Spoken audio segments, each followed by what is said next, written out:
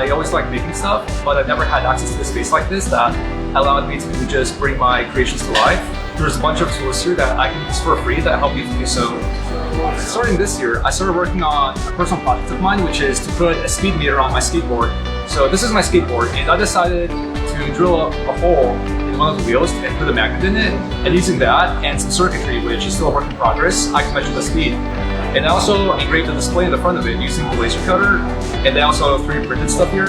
I even used the vacuum former to make like side channels, and there's like color changing LEDs on the bottom.